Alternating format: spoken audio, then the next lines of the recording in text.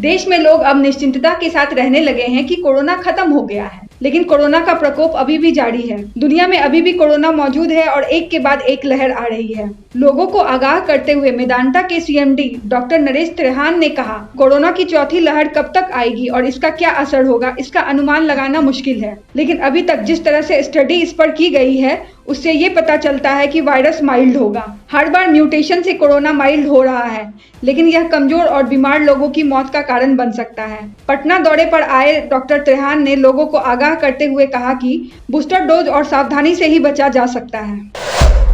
एक तरफ जहां हमारे प्रधानमंत्री कैशलेस इंडिया बनाने में लगे हुए हैं, वहीं दूसरी तरफ चोर उनके इस सपने में बाधा उत्पन्न करने में लगे हुए हैं। आए दिन लोग साइबर ठगी के निशाने पर रहते हैं और हम आपको इसी साइबर ठगी से जुड़े एक महत्वपूर्ण खबर बताने जा रहे हैं। आजकल ऑनलाइन बिजली बिल भरने वाले उपभोक्ता साइबर ठगों के निशाने पर हैं। बिहार राज्य के लगभग 2 करोड़ बिजली उपभोक्ता साइबर क्रिमिनल के नजर में हैं। साइबर ठगी के लिए एक लिंक तैयार गया है, जिसकी मदद से ठगी के लिए प्लान बनाया गया है। साइबर अपराधी लोगों को बिल जमा करने के लिए व्यूअर ऐप या एनी डेस्क ऐप डाउनलोड करके अपने खाते में 10 रुपए भेजने को कहते हैं। अगर उपभोक्ता बताए गए इस ऐप के माध्यम से पैसे ट्रांसफर कर देते हैं तो अपराधी उनके खाते को अपने कमांड में कर लेते हैं और उसके बाद खाते से मनचाही रकम निकाल लेते हैं। बिजली विभाग ने राज्य के उपभोक्ता को अलर्ट किया है और इस मामले को बिहार पुलिस मुख्यालय में भेजा है।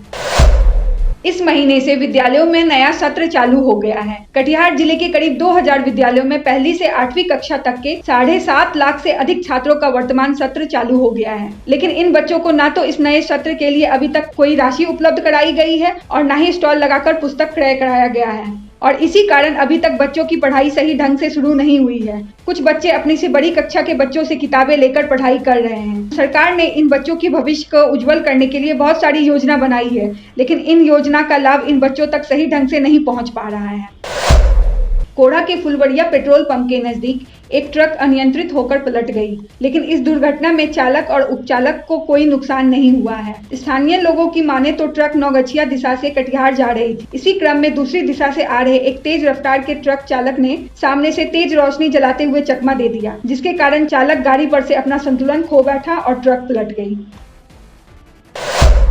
जहां एक तरफ सरकार शराबबंदी को लेकर सख्ती बढ़ते हुए है, वहीं दूसरी तरफ शराब तस्कर पर कोई प्रभाव नहीं पड़ रहा है। आए दिन इस संबंध में छापेमारी कर शराब तस्कर को पकड़ा जा रहा है। कचना ओपी क्षेत्र के कुसिया मोड़ के समीप वाहन चेकिंग के दौरान पुलिस ने 3 साइकिल चालक को रोका और उनकी तलाशी ली और तलाशी लेने पर उनके पास से 210 लीटर देसी शराब बरामद हुए। तीनों लोगों को पुलिस ने गिरफ्तार कर लिया है।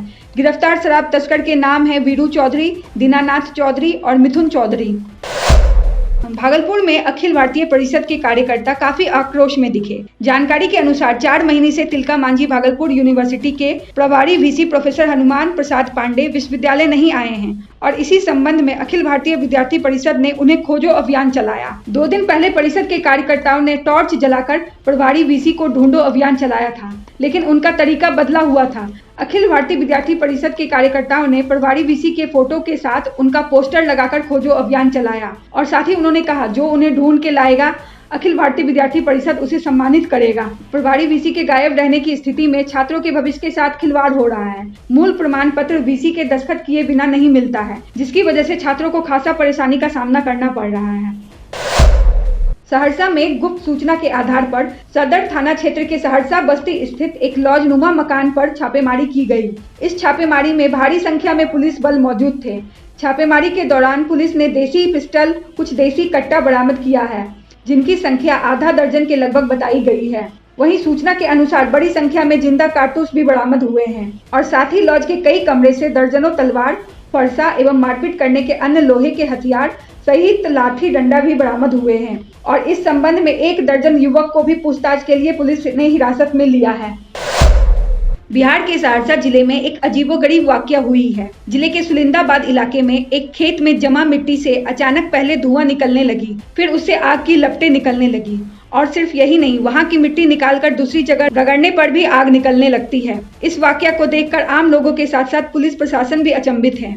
इस हैरतगंज वाकया को लेकर इलाके के वार्ड नंबर 6 के लोग आश्चर्यचकित हैं और उनके बीच दहशत और भय का माहौल बना हुआ है। घटना की जानकारी पुलिस को दे दी गई है। सदर एसडीपीओ अखिलेश कुमार ने लोगों को इलाके से दूर रहने की हिदायत दी है और कहा है डरने या घबराने की बात नहीं है।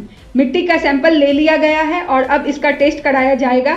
इसके बाद ही घटना का कारण पता चलेगा। अररिया स्टेशन रोड की हालत जर्जर है और इसे दुरुस्त करने के लिए सरकार कोई भी कदम नहीं उठा रही है। स्टेशन रोड की जर्जर हालत के कारण वहां दुर्घटना होने की संभावना बनी रहती है और सरकार की इस उदासीनता को लेकर लोगों में काफी आक्रोश है। और इसी संदर्भ में सामाजिक संगठन सीमांचल युवा जागरण मोर्चा ने बुधवार को डीएम को एक ज्ञापन सौंपा है। इस ज्ञापन के द्वारा मोर्चा संस्थापक सह जिलाध्यक्ष गगन कुमार झा ने डीएम से आने वाले 21 तारीख तक सड़क निर्माण कार्य को स्वीकृति देने की बात कही है और ये भी कहा है अगर सड़क निर्माण कार्य को स्वीकृति नहीं मिलती है तो मोर्चा के सदस्य आने वाले 25 अप्रैल से अनिश्चितकालीन भूख हड़ताल पर बैठेंगे। खगड़िया के चौथम अंचल कार्यालय में कुछ दलाल जमाबंदी मोटेशन एवं सरकारी कार्यों के नाम पर अवैध वसूली कर रहे हैं, जिसकी शिकायत डीएम को मिली और इसी संदर्भ में चौथम अंचल कार्यालय में एसडीओ की अगुवाई में छापेमारी की गई। इस छापेमारी के दौरान अंचल कार्यालय से 20 दलाल को पुलिस के हवाले कर दिया गया है और वहीं अंचल के सीआई सह राजस्व कर्मचारी दिलीप तिवारी पर भी कार्रवाई की गई है और उनके विरुद्ध मिले सबूत को एसडीओ ने जांच के लिए भेज दिया है। हमारे वीडियो को लाइक और सब्सक्राइब करना ना भूलें। आपको हमारा वीडियो कैसा लगा कमेंट करके हमें जरूर बताएं। अगर आप हमें कोई सुझाव देना चाहते हैं तो हमारे दिए गए नंबर पर हमें संपर्क करें। धन्यवाद।